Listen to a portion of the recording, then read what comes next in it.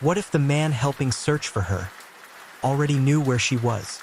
Idaho, 4:18 p.m., heavy rainfall. Rain slammed across the highway outside Boise County. Cars crawled through flooded backroads toward a crowded daytime get-together. By sunset, one woman would disappear without taking her phone, keys, or jacket. Her mother said Tessa never ignored calls. Not once, but that afternoon, her phone kept ringing beside a half-empty drink no one remembered touching. Last confirmed sighting, Tessa Vale arrived shortly after 3 p.m. Gray hoodie, coffee in her hand. Mud splashed along the lower side of her car from the storm outside. Witnesses later remembered something strange. She looked distracted before she even entered the house. Not scared, just emotionally exhausted. The gathering was supposed to be simple. Friends, music, food under a covered patio, rainwater dripping from crowded umbrellas near the entrance. But several guests noticed tension almost immediately, especially whenever Carter Wynn entered the same room. Main focus, Carter Wynn. One guest later told investigators, Tessa kept checking the driveway like she was waiting for somebody else. At 4:42 p.m., the rain intensified hard enough to shake the windows. Power flickered once. Conversations stopped briefly. Then someone heard Tessa arguing near the laundry hallway.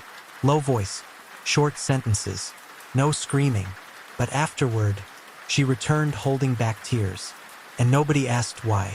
17 minutes before she vanished, a guest filmed part of the party on his phone. People laughing, music playing, rain hammering the roof. But in the background, Tessa could be seen standing alone near the back door, watching the woods behind the property, like she noticed something nobody else did.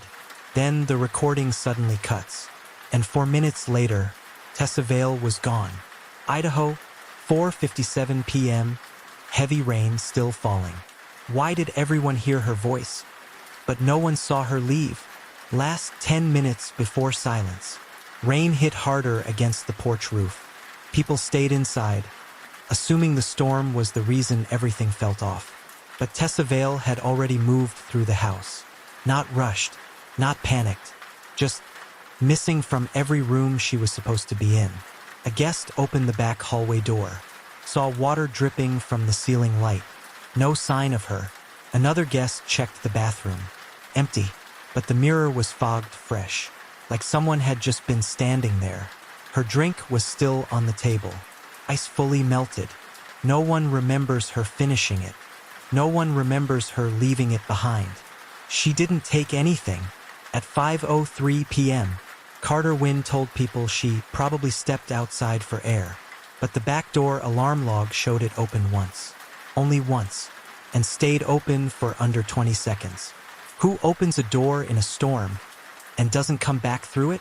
A neighbor across the field later said he saw someone near the tree line, standing still, not running, not hiding, just watching the house. Then lightning hit, and everything went white. When the light returned, there was no movement in the yard anymore, only rain, and an open space where footsteps should have been. What did she see outside the cabin that made her wait 2 days before speaking? The storm weakened, but the damage was already done. Roads turned into slow-moving water channels. Guests started leaving one by one, assuming Tessa had gone with someone. But one car stayed parked near the lower slope. Engine off, wipers still moving. A woman named Brielle Mercer wasn't invited. She arrived late, stayed outside the main crowd. She saw Tessa's car first. Then she noticed something else. The passenger door wasn't closed properly, and the interior light was still on. Brielle said she heard a voice near the trees. Not loud, just broken. Then silence followed immediately after. She didn't go inside. She left without entering the house. No warning, no report, just silence for 48 hours. If you witness something wrong, why does fear make you stay quiet? When investigators finally spoke to her, she avoided eye contact and repeated one sentence: "I shouldn't have been there that day." By evening, the rain had washed away most tire tracks, but not the feeling that something had already been moved. before anyone realized it was gone. Why did every guest remember a different time she disappeared? The rain didn't stop the investigation. It erased it. By the time statements were collected, details had already started collapsing into contradiction. One guest said Tessa was seen near the kitchen at 5:10 p.m. Another insisted she had already left the house before that. A third swore she was still answering messages minutes later.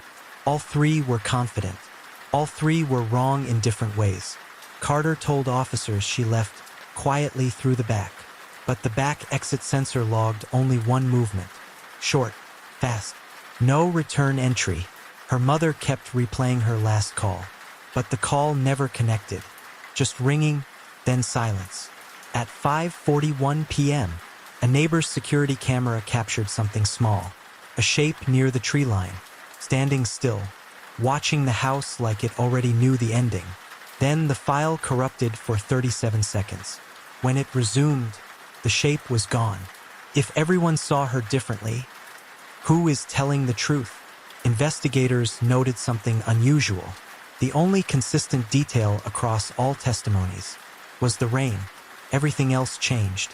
What if the last person seen with her never admitted they saw her at all? The storm weakened into a cold mist, but inside the house, everything felt tighter, like the walls were holding something in. The back door sensor log was checked again. Only one opening recorded, but a guest remembered hearing it close twice. Not once, twice. Security footage from the driveway showed movement near Carter Wynn's truck. He stood beside it longer than he admitted, hands in pockets, not calling anyone, just waiting. Tessa's phone was recovered from a wet patch near the gravel edge. Screen cracked, still showing a notification she never opened. At 6:02 p.m., a witness finally admitted something different. They didn't see her leave. They saw Carter come back inside alone. Wet sleeves.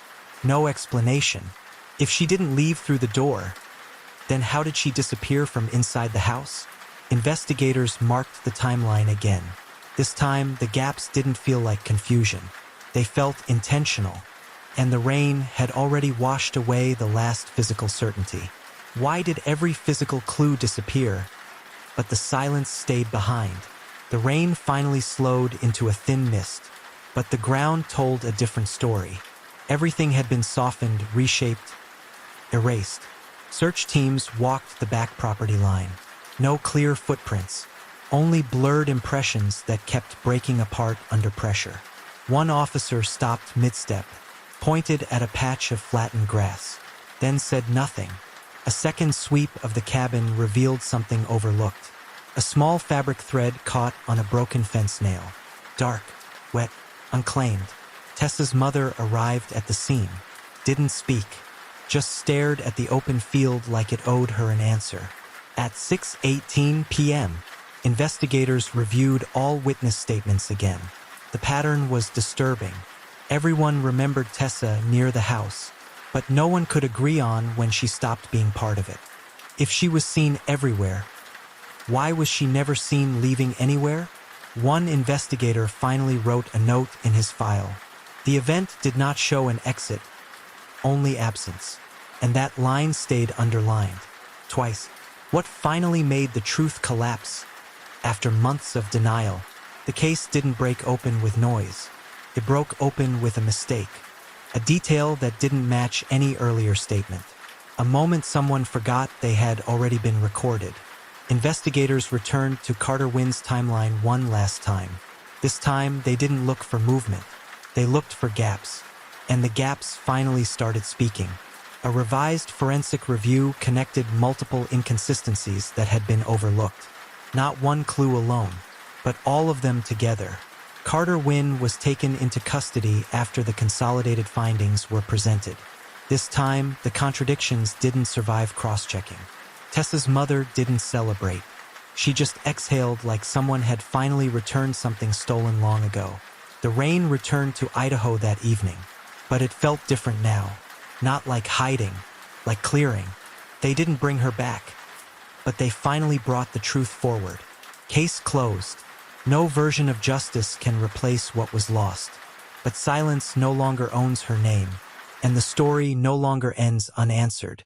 Some disappearances don't end when someone is found. They end when the truth finally refuses to stay buried. Subscribe to The Veil of Secret for more grounded investigative reconstructions that uncover what silence tries to hide.